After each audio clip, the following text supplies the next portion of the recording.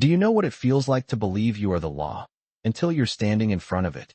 The question would come later, echoing in Officer Daniel Hayes's mind. But at 9:17 p.m. on a quiet Virginia roadway, he felt nothing but certainty. The red and blue lights from his cruiser washed over a dark sedan pulled to the shoulder, reflecting off chrome trim and the pale lines of freshly paved asphalt. The neighborhood was known for its gated entries, manicured lawns, and homes priced well above $1 million. Hayes adjusted his hat in the side mirror, squared his shoulders, and stepped out into the cool night air. Inside the sedan sat an elderly black man, hands resting calmly at 10 and 2 on the steering wheel, posture straight, expression unreadable. Hayes approached slowly, boots striking pavement with deliberate rhythm. "License and registration," he said, voice clipped, professional, but edged with something colder. The driver complied without hesitation, movements measured, almost dignified. His name on the license read Elijah Carter. Hayes glanced from the card to the man's face and back again, as if the two didn't quite align in his mind. "You live around here, Mr. Carter?" The question lingered longer than necessary. The older man met his eyes through the half-open window. "Yes, officer. About 3 miles from here." His voice was steady, deep, controlled. No tremor, no defensiveness, just calm.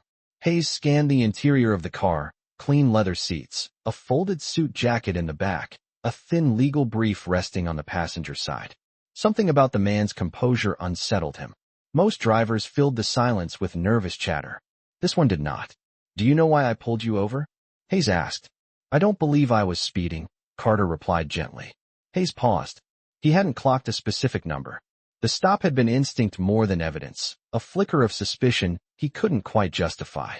The cruiser's spotlight cast a pale beam across Carter's silver hair, highlighting lines carved by decades of experience. Hayes felt a subtle irritation rise in his chest. The man's calm felt like resistance, even though it wasn't. "Step out of the vehicle, sir," Hayes said at last. Carter complied, standing carefully, smoothing his jacket as if preparing for something far more formal than a roadside stop.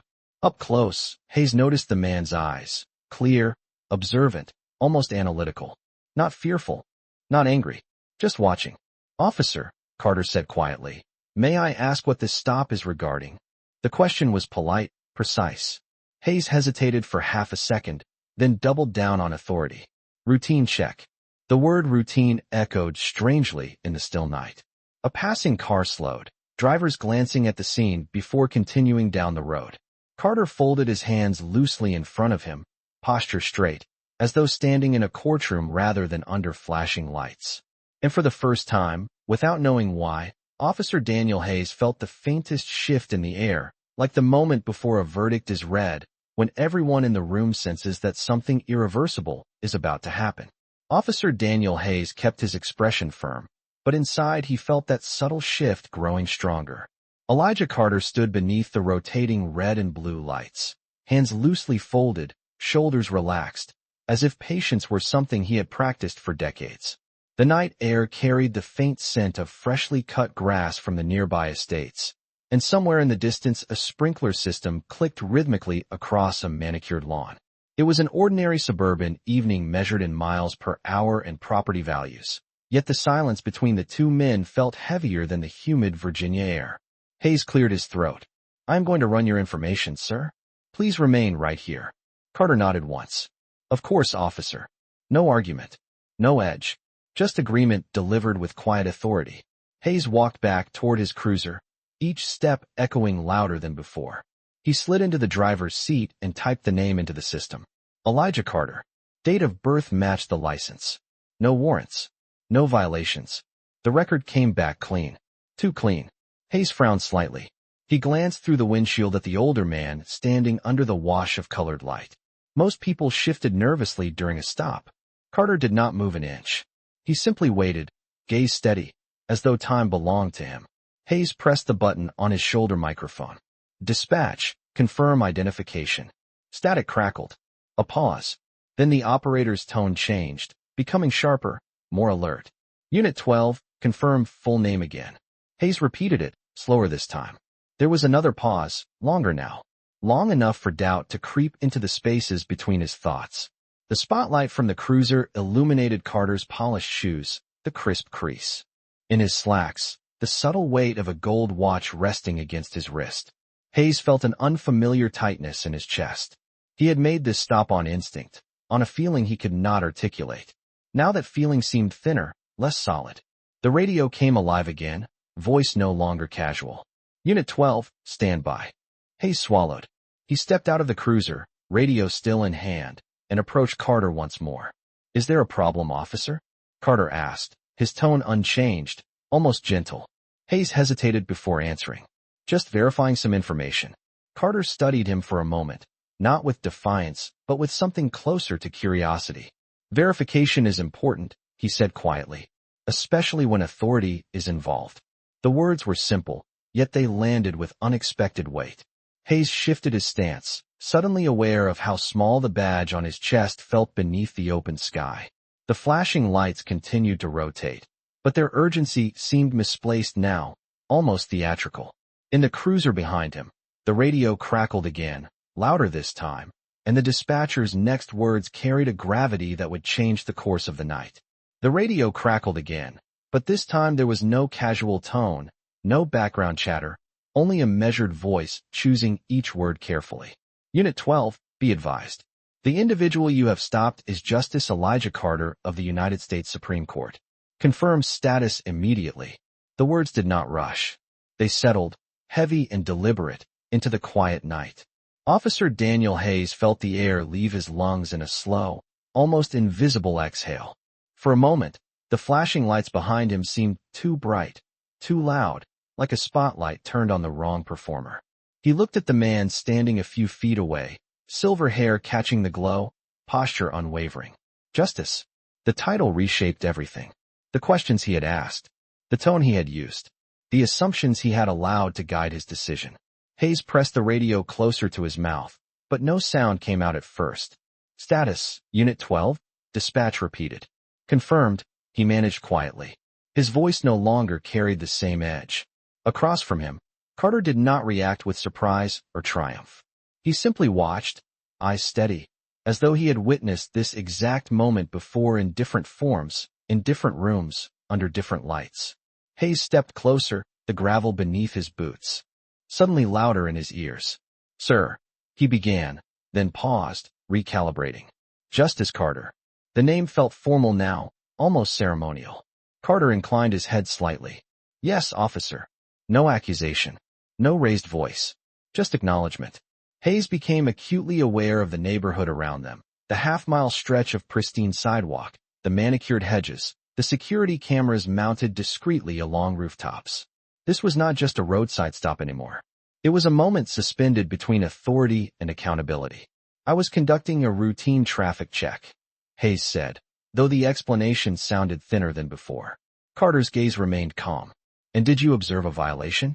The question was gentle, yet precise, like one asked in a courtroom where every word carries weight. Hayes opened his mouth, then closed it again. He replayed the last 10 minutes in his mind, searching for a concrete answer measured in miles per hour or broken taillights. There had been none. Only a feeling. Only an assumption. The flashing lights continued to rotate, but now they felt misplaced, illuminating not guilt, but judgment. Carter folded his hands once more, not in submission, but in patience. Officer Hayes, he said quietly, reading the name from the badge without leaning forward. Authority is strongest when it is guided by facts. The sentence was simple. It did not accuse. It did not threaten. Yet it landed with more force than any reprimand. Hayes felt the weight of his uniform settle differently on his shoulders. The badge was still there, polished and official, but it no longer felt like armor. It felt like responsibility. In the distance, another patrol vehicle turned onto the street, headlights cutting through the darkness, responding not to danger, but to consequence. And under the spinning lights, Officer Daniel Hayes understood that this night would not be measured by citations or warnings, but by a single realization. The man he had questioned was not just a citizen under the law. He was one of its highest guardians. The second patrol vehicle rolled to a slow stop behind the cruiser, headlights dimming, as if even the engine understood the gravity of the moment. A supervising sergeant stepped out, posture straight, expression already sharpened by the message he had received over the radio. Officer Daniel Hayes felt every sound amplify. The hum of the engines, the faint rustle of leaves, the distant bark of a neighborhood dog. Justice Elijah Carter remained exactly where he was, composed beneath the rotating lights, neither impatient nor impressed. The sergeant approached first, offering a respectful nod. "Justice Carter, sir." The title was clear, deliberate, not whispered, not uncertain. Hayes felt the difference immediately. Moments ago, he had been the one controlling the stop. Now he stood slightly behind, hands clasped in front of him, listening. Carter acknowledged the greeting with a calm incline of his head. "Good evening, Sergeant." His tone carried the same steadiness it had from the beginning, as though nothing about the last several minutes had surprised him. The sergeant turned briefly toward Hayes, his look not angry, but assessing. "Officer, walk with me." They stepped a few yards away, the gravel crunching under their boots. The flashing lights continued their rhythm, but now they felt less like authority and more like exposure. "Explain the basis for the stop," the sergeant said quietly. Hayes opened his mouth, searching for language strong enough to hold up under scrutiny. Speeding did not apply. Equipment violation did not apply. Suspicious behavior sounded thin even in his own mind. "Routine patrol observation," he said at last, though the phrase lacked substance. The sergeant held his gaze for a moment longer than comfortable. "Observation requires articulation," he replied evenly. The words were not loud, yet they carried weight. Hayes felt heat rise behind his collar despite the cool night air. He had worn the badge for 6 years. He had made hundreds of stops. He had trusted instinct more times than he could count. But instinct without evidence felt different now, standing under the presence of a man who interpreted the Constitution for a living. A half-mile stretch of quiet road had become something else entirely, a mirror. When they stepped back toward Carter, the hierarchy had subtly shifted. Hayes no longer stood over the driver's door. He stood to the side, aware of posture, aware of tone. The sergeant cleared his throat. "Justice Carter, we apologize for the inconvenience this evening." Carter studied both men carefully, not with hostility, but with depth. "Inconvenience is temporary," he said gently. "Principle is not." The sentence lingered between them, heavier than any formal reprimand. Hayes felt those words settle into his chest.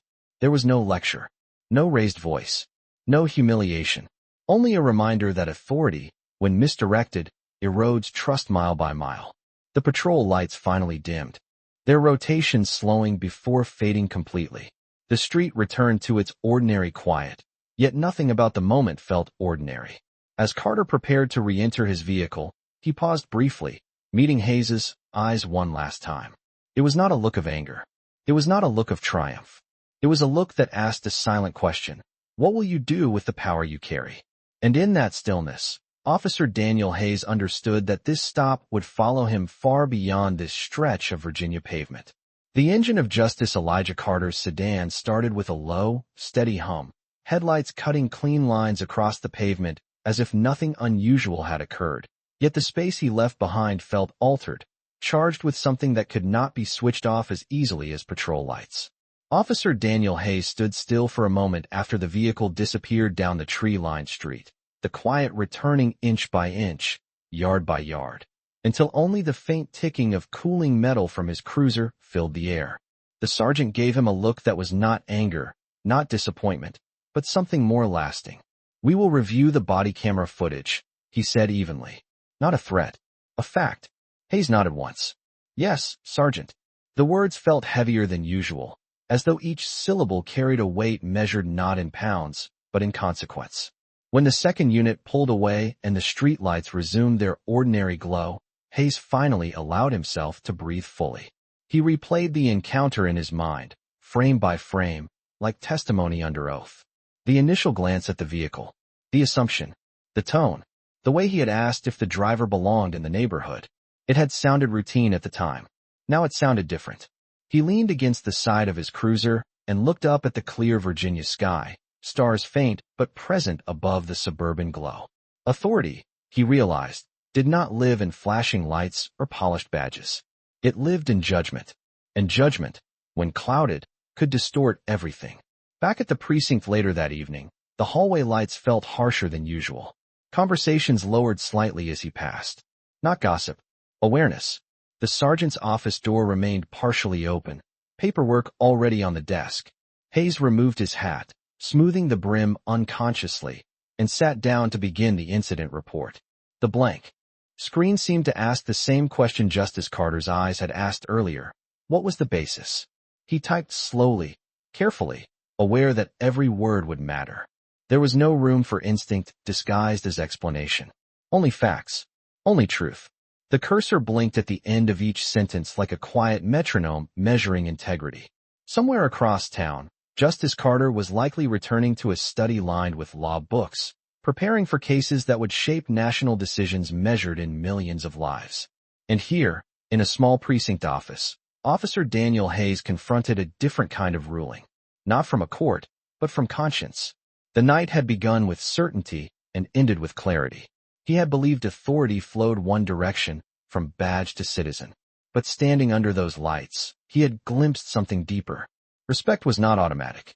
It was earned mile by mile, decision by decision. And as Hayes signed his name at the bottom of the report, he understood that the true measure of power was not how confidently it was exercised, but how carefully it was restrained. The next morning arrived without flashing lights or sirens, yet the weight of the previous night lingered like humidity before a summer storm. Officer Daniel Hayes sat in the briefing room at 7:30 sharp, uniform pressed, posture straight, eyes fixed forward as the captain entered with a thin folder in hand. No raised voices filled the room, no dramatic confrontation, only a quiet formality that felt more serious than anger. The captain spoke evenly about standards, about constitutional protections, about the responsibility that comes with discretionary authority. Each word seemed to land directly on Hayes, though no name had yet been spoken. When it was measured in calm. Officer Hayes, your body camera footage has been reviewed. A pause followed, not theatrical, but deliberate. Hayes felt the room grow still around him. The captain continued, explaining that no citation had been issued, no physical harm had occurred, but the basis for the stop lacked sufficient articulation. Procedure mattered. Perception mattered. Trust mattered even more. Hayes nodded once, absorbing every syllable. This was not suspension. This was not termination. It was something quieter and perhaps more lasting. A formal written reprimand and mandatory retraining on bias awareness and constitutional standards. The words were clinical, yet they carried a deeper message. Authority must answer to something higher than instinct. After the meeting, Hayes stepped outside the precinct into the cool morning air. The American flag above the building moved gently in the breeze, steady and unbothered. He thought about Justice Elijah Carter, about the calm tone, about the question regarding observed violations. It had not been an attempt to embarrass him. It had been a mirror. Later that afternoon, an email circulated department-wide. It was brief and professional, noting that Justice Carter had expressed appreciation for the respectful conduct of the supervising sergeant and hoped that continued training would strengthen community trust. There was no demand for punishment, no public statement, no media spectacle, just a measured response consistent with someone who understood the long arc of justice. Hayes read the message twice. The absence of retaliation struck him more deeply than any reprimand could have. That evening, he parked his cruiser along another quiet stretch of road, watching traffic pass at 35 miles per hour, headlights gliding by in steady rhythm. He observed more carefully this time, not searching for suspicion, but for clarity. Each vehicle contained a story he did not know. Each driver carried a life beyond his assumptions. The badge on his chest felt the same in weight, yet different in meaning. It was no longer a symbol of control. It was a reminder of restraint. As the sun dipped below the horizon, casting long shadows across the pavement, Hayes understood that the most significant rulings do not always happen in marble courtrooms beneath towering columns. Sometimes they happen on ordinary streets, under rotating lights, in the quiet space between assumption and accountability. And in that space, he had learned that justice does not shout.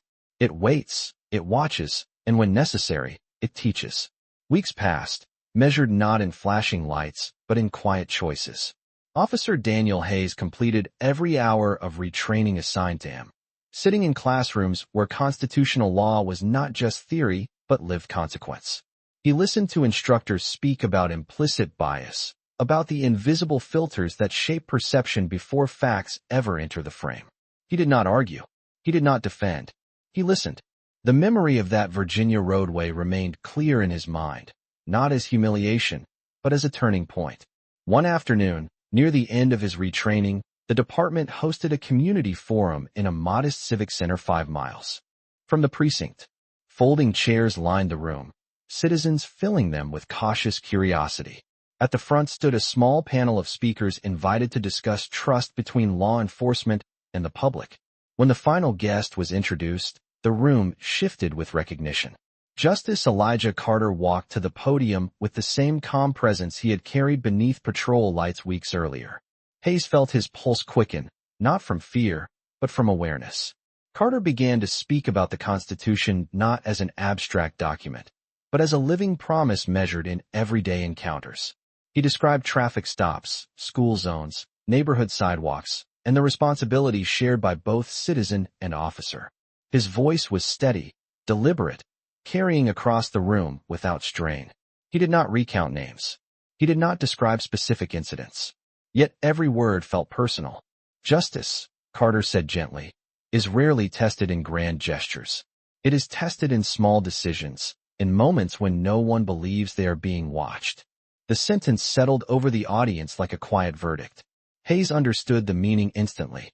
Later, during a question-and-answer period, Hayes stood. The room turned toward him, uniform visible, badge catching the overhead lights. He spoke plainly. He admitted that training had forced him to confront assumptions he did not know he carried. He acknowledged that authority without reflection can erode trust one encounter at a time. His voice did not tremble, but it carried sincerity. When he finished, there was no applause, only attentive silence. Carter met his eyes across the room and gave a small nod. Not approval, recognition. After the forum ended, Hayes approached him privately. "Sir," he began carefully, "I wanted to thank you." Carter regarded him with the same composed expression. "For what, officer?" Hayes paused. "For choosing to teach instead of punish." Carter's response was simple. Accountability is not about destruction. It is about correction. The words felt lighter than the reprimand letter, yet carried greater weight. As they shook hands, the gesture was brief but meaningful, measured not in dominance but in mutual understanding. Walking back to his cruiser that evening, Hayes noticed the way the sunset stretched gold across the pavement. The badge on his chest had not changed in shape or shine, yet it represented something different now. Not control, not suspicion, responsibility. And as the city lights began to flicker on mile by mile, he understood that the most powerful transformation does not happen in a courtroom or a disciplinary office. It happens within, when a man decides that wearing the law means living up to it. Autumn settled quietly over the city, painting the trees along Main Street in muted shades of amber and red, and with it came a rhythm to Officer Daniel Hayes's patrol that felt steadier than before. The lessons from that single roadside stop had not faded into memory. They had reshaped his routine. Now, when he observed a vehicle drifting slightly within its lane or moving a few miles per hour above the posted limit, he paused longer, asking himself not just what he felt, but what he could clearly articulate. Facts first, assumptions never. One evening, just after sunset, Hayes noticed an older pickup truck with a cracked tail light rolling through a residential intersection. The neighborhood was modest, homes built in the 1970s, porches lit by warm yellow bulbs. He activated his lights, but this time his heartbeat remained even. The truck pulled over promptly.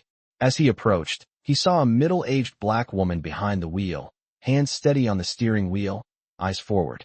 For a brief second, a memory flashed in his mind of another driver standing under red and blue lights, calm and composed. Hayes softened his tone before he spoke. "Good evening, ma'am. I pulled you over because your right tail light is cracked, and it reduces visibility at night." His explanation was precise, measured, grounded in observable fact. The woman exhaled, tension easing from her shoulders. "I did not realize it was cracked, officer. Thank you for letting me know." Hayes nodded. He did not search for suspicion where none existed. He did not let silence create stories in his head.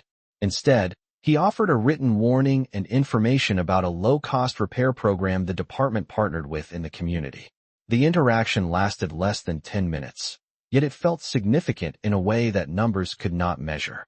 As he walked back to his cruiser, he realized something simple but powerful. Fairness is not dramatic.